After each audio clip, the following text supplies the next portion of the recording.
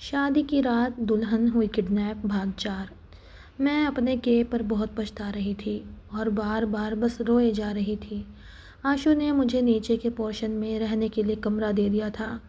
मुझे कपड़े भी लाकर दे दिए थे, लेकिन आशु मुझसे बात नहीं करता था। उसने घर में एक काम वाली आंटी भी रख दी थी जो हर वक्त घर पर रहती थी। मुझे आशु के कमरे में जाने तक की इजाज़त नहीं थी। खाना मैं ही बनाती थी, लेकिन जैसे ही वो घर आता था मैं अपने कमरे में चली जाती थी, क्योंकि वो मुझसे पहले ही कह चुका था कि मैं उसके सामने कभी भी ना आऊँ। मुझे देखते ही उसे अपनी बहन की याद आने लगती है, जिसकी मौत की ज़िम्मेदार उसे मैं लगती थी। मैं उसके लिए तकलीफ़ का सबब नहीं बनना चाहती थी।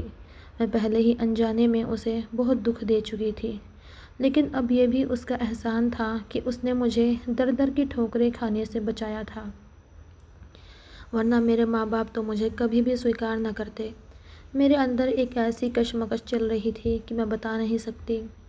वो आंटी रात होते ही सारे घर के काम करने के बाद अपने क्वार्टर में चली जाती थी। घर के अंदर या तो मैं होती थी या फिर आशु, लेकिन वो ऊपर के पोर्शन में होता था और मैं नीचे के पोर्शन में। कई बार दिल में ख्याल आया कि मैं उससे माफ़ी मांग लूँ, अनजाने में ही सही, लेकिन वाकई मैंने बहुत तकलीफ़ दी थी। लेकिन अभी तक इस बात से वाकिफ़ नहीं थी कि उसके बाकी के घर वाले कहाँ हैं और कौन हैं, क्योंकि मैंने इस घर में इसके अलावा कभी किसी को नहीं देखा था। वो क्या करता था, कौन था, अभी तक मैं इस बात से अनजान थी। हालांकि मुझे उसके घर रहते हुए 1 महीना गुजर चुका था। मैं रात के वक्त उठी तो कमरे में काफ़ी घुटन महसूस हो रही थी, इसलिए मैंने सोचा कि थोड़ी देर बाहर लॉन्च में बैठ जाती हूँ। तभी मुझे सिसकियों की आवाज़ आई। ऐसा लग रहा था यहाँ पास में ही कोई सिसकियों से रो रहा है। वो आवाज़ मुझे ऊपर से आ रही थी। मैं धीरे धीरे चलकर ऊपर की तरफ जाने लगी। जैसे जैसे मैं ऊपर बढ़ रही थी मेरा दिल ज़ोर ज़ोर से धड़क रहा था। आशु ने कहा था कि मैं कभी उसके ऊपर पोर्शन में नज़र न आऊँ, लेकिन उन सिसकियों की आवाज़ ने मुझे मजबूर कर दिया था। मैं धीरे धीरे चलते हुए ऊपर जा रही थी। ऊपर के लॉन्च में बिल्कुल अंधेरा था। मैं चलते हुए उस कमरे के पास पहुंची जहां से रोने की आवाज़ आ रही थी। वहां की लाइट जल रही थी। वो आशु का कमरा था। मैंने उस कमरे से खिड़की से झांक कर देखा तो वहां वो बैठा हुआ रो रहा था। मैंने थोड़ी सी खिड़की खोल कर देखा तो सामने ही दीवार पर एक बड़ी खूबसूरत लड़की की तस्वीर लगी हुई थी। बल्कि पूरे कमरे में इस लड़के की तस्वीर लगी हुई थी और वो बेड पर बैठा एल्बम को देखकर रोए जा रहा था। शायद ये उसकी बहन का कमरा था और वो अपनी बहन को याद करके रो रहा था। मुझे लगा जैसे मैं शर्मिंदगी से ज़मीन के नीचे धंस चुकी हूँ। मैं मैं वापस अपने कमरे में आ गई और मुझे अपने के पर नए सिरे से शर्मिंदगी होने लगी थी। इतना बड़ा जुल्म कर दिया था मैंने। पता नहीं मेरे गुनाहों की माफ़ी भी होगी भी या नहीं। मुझे आशु अब बुरा नहीं लगता था, क्योंकि उसने मुझसे हर पाबंदी हटा दी थी। मैं अब घर के बाहर भी जा सकती थी। वो मेरी ज़रूरत की हर चीज़ मुझे लाकर दे देता था और लाकर बाहर लॉन्च में रख देता था। जब वो ऑफ़िस चला जाता और मैं बाहर निकलती तो सामने शॉपिंग बैग रखे होते थे, जिसमें मेरी ज़रूरत की हर चीज़ मौजूद होती थी। मुझे उसे कभी भी कुछ कहना नहीं पड़ा था कि मुझे किसी चीज़ की ज़रूरत है। मैं भी खामोशी से उसके लिए खाना बना दिया करती थी। रात का खाना मैं अपने कमरे में खाती थी, क्योंकि वो बाहर डाइनिंग टेबल पर बैठकर खाना खाता था। उस वक्त लॉन्च में या तो वो होता था या काम वाली आंटी। एक बार मैं खाना खा रही थी जब आंटी ने मेरे कमरे के दरवाजे पर दस्तक दी। मैंने कहा, आ जाओ अंदर, तो वो अंदर आ गईं। फिर वो कहने लगी, बीबी जी, साहब जी कह रहे हैं कि खाना खाकर बाहर आ जाइएगा, उन्हें आपसे बात करनी है। मैंने कहा, ठीक है, मैं खाना खा कर आती हूँ। पता नहीं क्यों मेरा दिल बड़ा ज़ोर ज़ोर से धड़कने लगा था कि अब पता नहीं वो मुझे क्या बोलेगा। रात को अपनी बहन के लिए रो रहा था, शायद मुझ पर उसे गुस्सा आ रहा होगा। मुझे उसके पास जाने का सोच कर भी खौफ आता था। मैं ऐसे ही खुश थी। उसके घर में कमरा मुझे मिला हुआ था, फिर ये मेरी हर ज़रूरत पूरी कर देता था। मेरे लिए इतना ही काफ़ी था। अब उसका बुलाना मुझे कांपने पे मजबूर कर रहा था। यहाँ तक कि मेरी सारी भूख भी उड़ चुकी थी। मैं बस यही सोच रही थी कि पता नहीं शायद रात को उसे पता न चल गया हो कि मैं ऊपर आई थी। फिर सोचा कि मुझे ऊपर जाना ही नहीं चाहिए था। अब वो मुझे डांटेगा। मैंने बस थोड़ा सा ही खाना खाया। डरते डरते मैंने खाना खाया था, फिर बर्तन किचन में रख दिए थे। वो लॉन्च के सोफ़े पर बैठा था, मुझे ही देख रहा था। आंटी शायद क्वार्टर में जा चुकी थी। मैं किचन से बाहर आई तो मुझे ही देख रहा था। मुझे देखकर वो कहने लगा, बैठो, तुमसे कुछ बात करनी है। वो काफ़ी सीरियस लग रहा था। मैं उसके सामने सोफ़े पर बैठ गई तो मुझसे कहने लगा, जिया, मेरे लिए तुम्हारा होना ना होना बराबर है। मेरी तरफ से तुम पर अब कोई पाबंदी नहीं है। तुम जब चाहे मेरे घर से वापस जा सकती हो। जब कहोगी तो मैं तुम्हें अपने रिश्ते से आज़ाद कर दूँगा। मैंने कहा, मुझसे और कोई गलती हो गई है क्या, जो तुम मुझे छोड़ना चाहते हो? मैं पहले भी तुमसे कह चुकी हूँ, मेरे पास दूसरा कोई ऑप्शन नहीं है। अब तो सूरज भी मुझे स्वीकार नहीं करेगा और न ही मेरे घर वाले। मैं घर के बस इसी कमरे में रहूँगी, तुम्हें कुछ नहीं कहूँगी, ना तुम्हारी ज़िंदगी में शामिल होने की कोशिश करूँगी। मैं अब तुम्हारे सामने भी नहीं आऊँगी। मैं जानती हूँ तुम मुझसे नफ़रत करते हो, लेकिन तुम फ़िक्र मत करो, मेरी तरफ से तुम्हें कभी भी कोई शिकायत नहीं मिलेगी। मैं आंसू बहाते हुए उसे कह रही थी। मैंने कभी सोचा भी नहीं था कि मैं यूँ भी कभी लाचार हो जाऊँगी। आशु कहने लगा, मैं शादी करना चाहता हूँ। जिया, उसकी इस बात से तो मेरे मुंह को ब्रेक लगी थी। वो कहने लगा, देखो, मुझे कोई एतराज़ नहीं तुम्हारे यहाँ रहने से। मुझे कोई फ़र्क नहीं पड़ेगा तुम्हारे 2 वक्त की रोटी खाने से या चंद कपड़ों की ख़रीदारी से। लेकिन तुम शायद ये बर्दाश्त नहीं कर सकोगी, क्योंकि मुझे तो शादी करनी ही है। मुझे बीवी की ज़रूरत है। मुझे अपनी ज़िंदगी आगे बढ़ानी है। उसकी बात सुनकर मैंने अपने आंसू साफ़ किए और फिर मैंने कहा, ठीक कह रहे हो तुम, गलती सिर्फ मेरी थी। सज़ा तो मुझे ही मिलनी चाहिए। तुम्हें तो जीने का हक़ है, तो तुम कर लो शादी। मेरी वजह से तुम्हारी बीवी को कोई परेशानी नहीं होगी। पता नहीं क्यों मेरे लहजे में शिकवा था, क्योंकि वो तो नई ज़िंदगी शुरू करने जा रहा था, लेकिन बर्बाद तो मैं हो चुकी थी। अगर मेरी शादी भी सूरज से हो जाती तो आज मेरा भी अपना घर होता और पति होता। फिर वो मुझसे कहने लगा, मैंने कहा तो है, तुम भी अपनी ज़िंदगी जैसा चाहे शुरू कर सकती हो। मैंने कहा, कोई नहीं अपनाएगा मुझे। तो वो कहने लगा, ठीक है, जब कोई मिल जाए तो बता देना, मैं तुम्हें डिवोर्स दे दूँगा। मैं उठकर अपने कमरे में आ गई थी। पता नहीं क्यों मुझे बहुत रोना आ रहा था। उस वक्त मुझे आशु कसूरवार लग रहा था, क्योंकि उसने मुझे कहीं का नहीं छोड़ा था और अब अपनी ज़िंदगी शुरू करना चाहता था। मैंने उसकी बहन के पति को तो नहीं कहा था कि मेरी नॉवेल पढ़कर जानवर बन जाए। बच्चा तो नहीं था ना वो, अच्छा बुरा समझता था, लेकिन ज़िंदगी तो मेरी बर्बाद हो गई। शायद उसका किसी और लड़की से शादी करना मुझसे बर्दाश्त नहीं हो रहा था। रोते रोते मुझे वॉमिटिंग शुरू हो गई। पता नहीं क्या हो गया था, बुरी तरह से चक्कर आ रहे थे, उल्टी नहीं रुक रही थी। सुबह तक मैं निढाल हो चुकी थी। जब आंटी मेरे कमरे में आई तो मैं बिल्कुल बेसुध लेटी हुई थी। वो मुझे देख कर कहने लगी, बीबी जी, आपको क्या हुआ है? मैंने कहा, मेरी तबीयत ठीक नहीं है, चक्कर आ रहे हैं, उल्टियाँ भी नहीं रुक रही हैं। ये सुनकर वो मेरे कमरे से बाहर चली गई और कुछ देर बाद आशु मेरे कमरे में आया था। आंटी भी साथ थी। मुझसे कहने लगा, क्या हुआ है तुम्हें? मैंने कहा, पता नहीं, शायद फूड पॉइज़न हो गया है। कहने लगा, चलो उठो, मैं तुम्हें डॉक्टर के पास ले चलूँ। मैं मुश्किल से उठकर खड़ी हुई थी। वो मुझे डॉक्टर के पास ले गया। मेरी हालत देखकर डॉक्टर ने फ़ौरन से ड्रिप लगा दी। फिर कुछ टेस्ट लेने के बाद फिर जो ख़बर डॉक्टर ने सुनाई, वो ख़बर मेरे साथ साथ आशु को भी हैरान कर गई थी, क्योंकि मैं प्रेग्नेंट हो चुकी थी। वो मुझे वापस घर ले आया और मुझे बेड पर लेटने में मदद की और ख़ुद भी मेरे कमरे में सोफ़े पे सर पकड़ कर बैठ गया। मैंने कहा, मेरा अबॉर्शन करा दो आशु। मेरी बात सुनकर उसने एकदम से मुझे देखा और फिर कहने लगा, मैं जानता हूँ तुम मुझसे नफ़रत करती हो।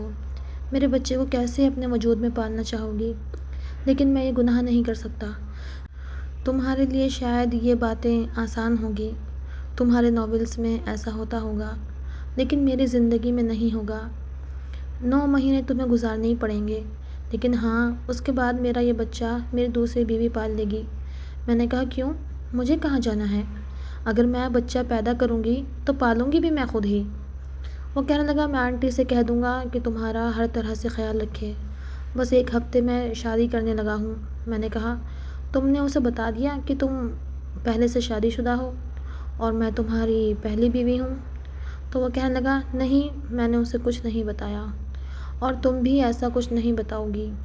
वो पूछे तो कह देना कि तुम मेरे दोस्त की पत्नी हो और तुम्हारा पति विदेश में रहता है और कुछ सालों बाद आएगा। मैं भी उसे यही कह दूँगा कि तुम मेरे दोस्त की पत्नी हो और दोस्ती की वजह से मैंने उसकी पत्नी को अपने घर पे रखा हुआ है। ये कहकर वो मेरे कमरे से बाहर जा चुका था। मेरी आँखों से आँसू बह रहे थे। ये शख्स भी एक कमज़ोर मर्द निकला था, जो सच्चाई छुपाकर रिश्ते बना रहा था। शायद मुझे नाम देते हुए उसे शर्म महसूस हो रही थी, लेकिन मैं तो सिर्फ़ एक बदला थी। मेरे दिल में जो उसके लिए कुछ अच्छे जज़्बात पैदा हुए थे, वो भी ख़त्म हो चुके थे। जी चाहा कि अपने आप को ही ख़त्म कर लूँ, मैं भी मर जाऊँ और इस बच्चे को भी मार डालूँ। लेकिन शायद कुछ चीज़ें इंसान के हाथ में नहीं होती। एक हफ्ते बाद उसने दूसरी शादी कर ली और फिर अपनी बीवी को भी यहाँ ले आया। मेरे बारे में उसने उसे यही बताया था कि मैं उसके दोस्त की बीवी हूँ। वो काफ़ी खूबसूरत और मॉडर्न किस्म की लड़की थी। मुझसे भी बहुत अच्छे तरीके से मिली थी, लेकिन मैं उससे खींची खींची रहती थी। कुछ दिन तो वो चुपचाप रही।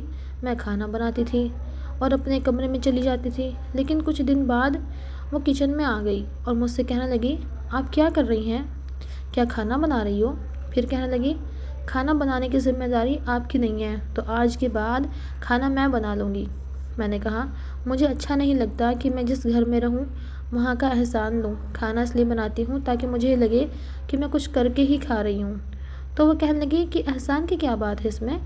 आप आशुतोष के दोस्त की बीवी हैं और हमारे मेहमान हैं। मैंने तो आशु से कहा था कि आपको हमारी शादी में शामिल होना चाहिए था। तो वो कहने लगे कि डॉक्टर ने आपको बेड रेस्ट का बोला हुआ है, इसलिए आप शामिल नहीं हुई। आप फ़िक्र ना करें, मैं आपका ख़्याल रखूँगी। वो काफ़ी खुश ख़याल लड़की थी। मैंने कहा, नहीं, इसकी ज़रूरत नहीं है। मैं वैसे भी घर में बिल्कुल फ्री होती हूँ, तो इसलिए थोड़ा-सा दिल लग जाता है। अब ये होता था कि वो मेरे साथ खाना बनाने में मेरी मदद करती थी। फिर एक दिन जब रात को मैं खाना लेकर अपने कमरे में जाने लगी, तो कहने लगी कि आप कहाँ जा रही हैं? आप हमारे साथ डाइनिंग टेबल पर खाना क्यों नहीं खाती? मैंने कहा, नहीं, बस अच्छा नहीं लगता। फिर अब तो आप आ गई हैं, लेकिन पहले आशु अकेले होते थे तो मुझे बुरा लगता था, इसलिए मुझे यही अच्छा लगा कि मैं कमरे में खा लिया करूं, ताकि मैं भी कंफर्टेबल रहूं और वो भी। तो वो कहने लगी, चलो कोई बात नहीं, अब तो मैं आ गई हूँ ना, अब तो आप हमारे साथ खाना खाया करें।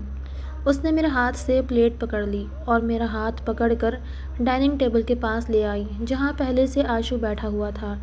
मैं उसके बिल्कुल सामने वाली कुर्सी पर बैठ गई और वो आशु के बिल्कुल बराबर में बैठ गई। मुझे वहाँ पर बैठा देखकर वो चुप हो गया था। उसके चेहरे की मुस्कुराहट गायब हुई थी। आशु की दूसरी बीवी का नाम रजनी था। वो आशु से कहने लगी, मैं ही जिया को डाइनिंग टेबल पर लाई हूँ, इनको भी हमारे साथ खाना खाना चाहिए। क्यों आशु, मैंने ठीक किया ना? आशु ने कहा, अगर वो कमरे में कंफर्टेबल है तो मुझे नहीं लगता कि तुम्हें ज़बरदस्ती करनी चाहिए। तो वो कहने लगी, पहले तो तुम अकेले थे, लेकिन अब मैं आ गई हूँ तो अच्छा है, मिलकर बैठेंगे और खूब बातें करेंगे। ये तो पूरा दिन कमरे में ही रहती हैं और मैं बोर हो जाती हूँ, तुम तो ऑफिस चले जाते हो। उसने कोई जवाब नहीं दिया, अपने प्लेट में खाना डालकर खाने लगा। खाना खाते हुए ही रजनी मुझसे पूछने लगी, आपके हस्बैंड कौन से कंट्री में रहते हैं? मैंने कहा, लंदन में रहते हैं। तो वो कहने लगी, वाओ! फिर वो कहने लगी, वहाँ पर जॉब करते होंगे? मैंने कहा, जी हाँ, वहाँ पर जॉब करते हैं। तो फिर वो कहने लगी, आपकी तो डेली बात होगी ना उनसे, आप तो उन्हें बहुत मिस करती होंगी। तो मैंने कहा, मैं उनको मिस नहीं करती और हमारी बात भी नहीं होती। ये सुनकर वो कहने लगी, वो क्यों? अब तो आप वैसे भी प्रेग्नेंट हैं, तो पति लोग तो इस मामले में और भी ज़्यादा केयरफुल हो जाते हैं। मैंने कहा, हाँ, वो पति होते हैं जिनकी बीवियाँ उनको पसंद होती हैं। वो पति केयरफुल नहीं होते जिनकी बीवी मजबूरन उनकी ज़िंदगी में शामिल हुई हो। मेरी बात सुनकर आशु का चम्मच रुका था और वो भी मुझे देखने लगा। फिर रजनी कहने लगी, क्या मतलब है? मैंने कहा, मेरे पति ने मुझसे मजबूरी में शादी की थी। वो तो मुझसे शादी नहीं करना चाहते थे, और जो रिश्ते मजबूरन जोड़े जाते हैं तो उन्हें ज़िंदगी में घसीटा जाता है, गुजारा नहीं जाता। मैं भी इस रिश्ते को घसीट रही हूँ, क्योंकि इसे घसीटना मेरी मजबूरी है। तो वो आशु से कहने लगी, तुम अपने दोस्त को समझाओ ना कि वो जिया के साथ ठीक से रहा करे। इतनी प्यारी है, खूबसूरत है, क्या कमी है इसमें? तो वो कहने लगा, हाँ, मैं बात करूँगा। चुपचाप अपना खाना खाने लगी। फिर मुझसे कहने लगी, आप ज़्यादा उदास मत हुआ करें, आशु समझाएगा अपने दोस्त को और जब बच्चा हो जाएगा ना, आपके पति का दिल खुद ब खुद आपकी तरफ लग जाएगा। मैंने कोई जवाब नहीं दिया। जब भी मुझे डॉक्टर के पास जाना होता था, आशु रजनी के साथ ही मुझे भेज देता था। जब 4 महीने गुजर गए तो वो कहने लगी, अल्ट्रासाउंड करवा कर पूछते हैं बेटा है या बेटी। मैंने कहा मुझे नहीं पूछना। तो वो कहने क्यों क्यों नहीं पूछना, ऐसे पूछने से शॉपिंग में आसानी हो जाएगी। मैंने कहा लेकिन मुझे फिर भी नहीं पूछना। तो कहने लगी आप इतना चुप चुप क्यों रहती हैं, आप उदास रहेंगी तो बच्चा भी इस बात का असर लेगा। अगर माँ स्ट्रेस लेती है तो बच्चा भी स्ट्रेस लेता है। बच्चा माँ की हर फीलिंग्स को महसूस करता है। आप खुश रहेंगी तो बच्चा भी खुश रहेगा और फिर उसकी सेहत भी अच्छी रहेगी। फिर उसने अल्ट्रासाउंड करवा कर पूछ ही लिया था। वो बड़ी खुश थी, कहने लगी बेटा है। अब तो आपके पति का दिल आपकी तरफ हो ही जाएगा। मैंने उसे कोई जवाब नहीं दिया। शायद ये बात उसने आशु को भी बताई थी। आज जब मैं डाइनिंग टेबल पर खाना खाने लगी तो उसके चेहरे पर एक अजीब सी चमक थी, एक अजीब सी खुशी थी। पहली बार ऐसा हुआ था कि उसने खाने की डिश मेरी तरफ बढ़ाई थी। वो कहने लगा जिया, आपको संतुलित आहार खाने की ज़रूरत है। मैंने दिल में सोचा कि जब पता चला कि उसका वारिस बेटा है तो उसे मेरी फ़िक्र हो गई, और अगर बेटी होती तो परवाह भी ना करता। ये सारे मर्द होते ही ऐसे हैं। बहुत कम मर्द होते हैं जो बेटी का सुनकर इतनी केयर करते हैं। मैंने उसके हाथ से बाउल पकड़ा और साइड में रख दिया। मैंने सब्ज़ी अपनी प्लेट में डाली और खाने लगी। फिर आंटी से कहने लगा मैं जो फल लेकर आया हूँ वो टोकरी में डालकर जिया के कमरे में रख दो। मैं फल नहीं खाती, मुझे वॉमिटिंग हो जाती है। वो कहने लगा फिर जो पसंद है वो बता दें, मैं वो ला दूँगा। तो मैंने कहा मुझे कुछ पसंद नहीं है, आपकी बड़ी मेहरबानी। पहले ही आपके एहसानों में दबी हुई हूँ और एहसान नहीं लेना चाहती। मेरी बात सुनकर उसने गुस्सा आया था। वो चुपचाप माथे पर बल डाले खाना खाए जा रहा था और रजनी उससे बातें कर रही थी, लेकिन वो हाँ हूँ में ही जवाब दे रहा था और बार बार मुझे गुस्से से देख रहा था। मैंने थोड़ा सा ही खाना खाया था। रजनी कहने लगी आप खाना तो ठीक से खाया करें प्लीज़, अपनी केयर क्या करें, अपने लिए ना सही तो अपने बच्चे के लिए क्या करें। मैंने कहा जितनी उसकी ज़रूरत है उतना मैं खा लेती हूँ, बाकी मुझे ज़रूरत नहीं है। ये कहकर मैं अपने कमरे में चली गई। मैं जानती थी कि रात भर उसे नींद नहीं आएगी, फिक्रमंदी से चक्कर काटता रहेगा, क्योंकि अब वो तो नहीं चाहेगा ना कि उसका बेटा कमज़ोर हो या उसे कोई नुकसान पहुँचे। रात के 3 बजे जब मैं सो रही थी तो मेरे कमरे के दरवाजे पर दस्तक हुई। मैं हड़बड़ा कर उठी। मैंने कहा कौन है? तो बड़े गुस्से से आवाज़ आई, जिया दरवाज़ा खोलो। मैंने कहा क्या काम है आपको? तो कहने लगा दरवाज़ा खोल रही हो या फिर। मैंने कहा क्या क्या करेंगे आप? मेरा दरवाज़ा ज़ोर से पीटेंगे, अपने कुत्ते को बुला लेंगे, क्या करेंगे आप? कुछ भी करने से पहले सोच लीजिएगा कि आपकी आवाज़ ऊपर तक जाएगी, इसलिए जाएं और जाकर अपनी दूसरी बीवी के साथ रात गुजारें, लेकिन मेरा दरवाज़ा मत खटखटाया करें, वो भी रात के टाइम। अगर रजनी ने कभी देख लिया तो आपके लिए बड़ी परेशानी हो जाएगी। तो कहने लगा दरवाज़ा खोलो, प्रॉब्लम क्या है तुम्हारे साथ, तकलीफ़ क्या है तुम्हें, तुम दरवाज़ा खोल रही हो या नहीं? मैंने कहा नहीं खोल रही, जितना दरवाज़ा पीटना है पीट लो, शोर मचाना है मचा लो। तुम्हारी बीवी ये नहीं जानती कि मैं तुम्हारी बीवी हूँ, जो चुपचाप शोर की आवाज़ सुनकर भी सोई रहेगी। ज़रा सी भी आहट उस तक पहुँची ना तो वो नीचे आ जाएगी और फिर तुमसे सवाल करेगी कि दोस्त की बीवी के कमरे में क्या करने जा रहे हो, वो भी आधी रात को। जाओ यहाँ से, छोड़ दो मुझे मेरे हाल पे। मैं पहले ही जली भुनी बैठी थी, इसलिए मेरे दिल में जितनी कड़वाहट थी मैं सब उसके ऊपर उतार चुकी थी, इसलिए अब मुझे सुकून की नींद आनी थी। वो काफ़ी देर हल्की हल्की दस्तक देता रहा और फिर चला गया था। मैं दोबारा से लेट गई। सुबह 5 बजे के बाद मेरी आँख लगी थी और मैं जल्दी उठना भी नहीं चाहती थी। मैं चाहती थी कि जब वो ऑफ़िस चला जाए तब मैं अपने कमरे से बाहर निकलूं। मैं लगभग 12 साढ़े 12 बजे के टाइम उठी थी। भूख भी लग रही थी, इसलिए दरवाज़ा खोला और आंटी को पुकारने लगी। वो किचन में थी, वहीं से कहने लगी जी बीबी जी। मैंने कहा प्लीज़ मेरे लिए 1 कप चाय बना दो, सर में बहुत दर्द है। तो वो कहने लगी लेकिन बीबी जी, साहब जी तो मुझे कह कर गए हैं कि आपको फ्रेश जूस बना कर दूँ, और मैंने बनाकर भी रख लिया, आप पहले वो पी लो। तो मैंने कहा नहीं, मुझे वो नहीं पीना, मुझे चाय पीनी है, 1 कप चाय बना दो। ये कहने के बाद मैं डाइनिंग टेबल पर बैठ गई। आज मुझे रजनी कहीं नज़र नहीं आ रही थी। शायद नीचे नहीं उतरी थी, वरना तो आशु के ऑफिस जाने के टाइम ही नीचे होती थी। उसको नाश्ता खुद बनाकर देती थी, खाना मैं बना लेती थी। आंटी जब चाय का कप मेरे पास लेकर आई तो मैंने कहा, रजनी कहाँ है? तो वो कहने लगी, वो तो अपने मायके गई हुई है। ये सुनकर मेरा दिल बड़ा ज़ोर से धड़का था। आज तो वो मुझे नहीं छोड़ेगा। रजनी भी घर पर नहीं थी। मैंने कहा, अच्छा। फिर मैंने कहा, तुम्हारे साहब ऑफिस चले गए? तो वो कहने लगी, नहीं, अपने कमरे में हैं। ये सुनकर तो मेरा दिल अंदर से धड़कना ही भूल गया था। इतने में वो मुझे सीढ़ियों से उतरता हुआ नज़र आया था। वो आम लिबास में था, ट्राउज़र और टी शर्ट में, और मुझे बड़े गुस्से से देख रहा था।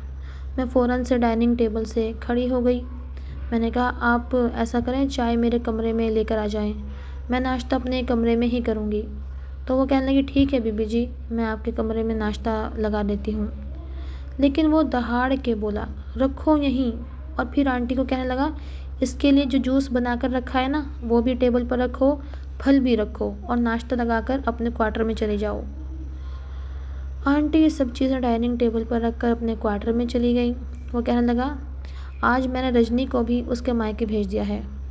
आज मैं तुम्हें देखता हूँ कि तुम कैसे बचती हो मुझसे।